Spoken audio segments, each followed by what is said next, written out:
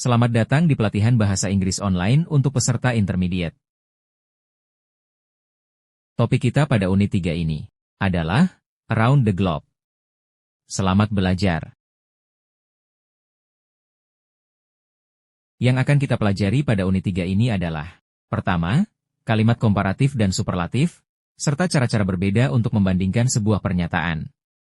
Kedua, untuk pembelajaran kosakata, akan ada kata sifat untuk menjelaskan tempat, serta kata-kata yang menjelaskan bentuk dan pandangan. Dan terakhir akan ada penugasan untuk mendengarkan dan membuat karangan singkat. Fokus gramar kita yang pertama adalah tentang kalimat komparatif dan superlatif. Kata sifat komparatif digunakan untuk membandingkan perbedaan antara dua benda yang dimodifikasi oleh kata sifat tersebut. Larger, smaller, faster, higher. Kata sifat komparatif digunakan dalam kalimat-kalimat di mana dua benda dibandingkan dengan pola ini, yaitu kata benda atau subjek kata kerja, kata sifat komparatif, dan kata benda atau objek. Benda kedua yang dibandingkan dapat dihilangkan jika bendanya sudah diketahui dengan jelas dari konteks. Berikut kita dengarkan contoh kalimat komparatif. My house is larger than hers. This box is smaller than the one I lost. Your dog runs faster than Jim's dog. The rock flew higher than the roof. Jim and Jack are both my friend, but I like Jack better. Nah, sekarang mari kita membahas tentang kata sifat superlatif. Kata sifat superlatif digunakan untuk mendeskripsikan sebuah benda yang memiliki tingkatan teratas atau terbawah seperti the tallest, the smallest, the fastest, the highest. Kata sifat superlatif digunakan dalam kalimat-kalimat di mana subjek dibandingkan dengan sekelompok objek. Adapun rumus kalimatnya adalah sebagai berikut, yaitu kata benda atau subjek ditambah kata kerja ditambah kata sifat superlatif ditambah kata benda atau objek. Mari kita dengarkan contoh dari kalimat superlatif. My house is the largest one in our neighborhood. This is the smallest box I've ever seen. Your dog ran the fastest of any dog in the race. We all threw our rocks at the same time. My rock flew highest. Mari siapkan alat tulis karena kita akan mendengarkan perbincangan berikut ini tentang perbandingan. Ada bagian 1 dan ada bagian 2. Harap dengarkan dengan seksama dan sambil menjawab setiap pertanyaan pada kotak di bawah ini. Unit 3, Recording 1. Part 1. 1. A recent survey found that the citizens of Denmark were the happiest in the world. The least happy people in the world were the citizens of Togo in Africa. 2. According to a recent report from the OECD, the hardest working people in the world are the Mexicans. They do about 10 hours of paid and unpaid work every day. In terms of paid work, Koreans come top of the list with long working hours and an average of just 3 days holiday a year. 3. Indians go to the cinema more than 3 billion times a year. That's far more than any other country. Malaysia, by contrast, has the lowest rate of cinema attendance in the world. 4. A recent survey found that Germans discuss the subject of politics more than any other nationality in the world. 29% of Germans said that they discuss politics frequently, compared to, for example, 13% of British people. 5. According to a recent survey of 30,000 people in 15 countries, the funniest people in the world are the Americans. People who took part in the survey mentioned American TV programs such as The Simpsons and Friends as the reason for their choice. Part 2. 6. 10 million people visit New York every year, but Paris is the most populous city in the world for tourists. Over 15 million people visit every year. 7. The largest country in South America is, of course, Brazil. It covers about half of South America. The second largest is Argentina, and the third largest is Peru. 8. Chicago is the furthest north, although it is only slightly further north than New York. San Francisco is the furthest south. 9. Canada has by far the longest coastline in the world.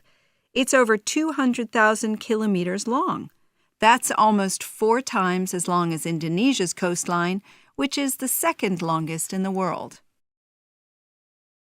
10. The city with the most skyscrapers in the world is not actually New York, as most people think. It's Hong Kong. It has 1,218 buildings that are over 100 meters tall. New York, which is second on the list, has 562. Mari kita lihat jawaban Anda dan bandingkan dengan jawaban di layar ini.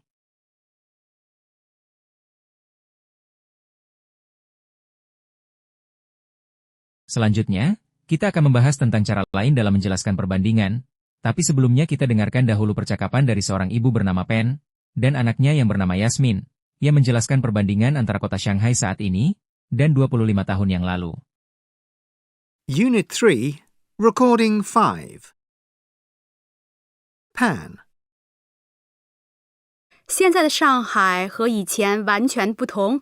25年以前，这里有很多的工厂和田野。The city used to be completely different from the way it is now. 25 years ago, a lot of it was farmland and factories. Today, there are skyscrapers and shopping malls. It is constantly changing. The streets were much dirtier in the past, and you would often see chickens walking down the middle of the road. These days, that's hard to imagine. Everything is so clean and modern. Even the old part of the city is a bit smarter than before, although the historic buildings haven't changed. Not everything is better, though. A lot of older people still play mahjong on the pavement, but younger people are not as helpful as they were before. They're too busy. Jasmine. 在我小的时候，一切事物都缺少色彩。人们的衣服。When I was a child, everything was less colorful. People's clothes, the shops, everything. Actually, we didn't have many shops then. But today, everyone says that Shanghai is a shopping paradise. And you can find restaurants from all over the world. It's much more cosmopolitan. We didn't have our metro then. People used to travel everywhere by bicycle. Of course, nowadays traffic and pollution are worse than they were. I guess Shanghai is similar to a lot of big cities in that way. But it's a really cool, fun place for young people. I think I'm very lucky compared to my mom's generation. Setelah mendengarkan percakapan tadi, cobalah untuk menjawab pertanyaan di kotak kanan dengan memilih kata komparatif yang benar.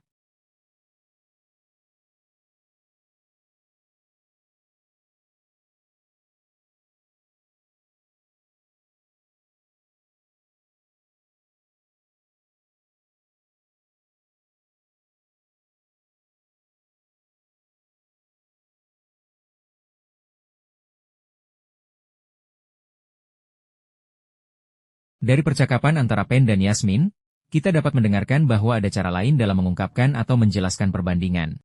Berikut ini adalah cara lain untuk menjelaskan perbandingan. More dan less, ini digunakan untuk kata sifat dan kata keterangan.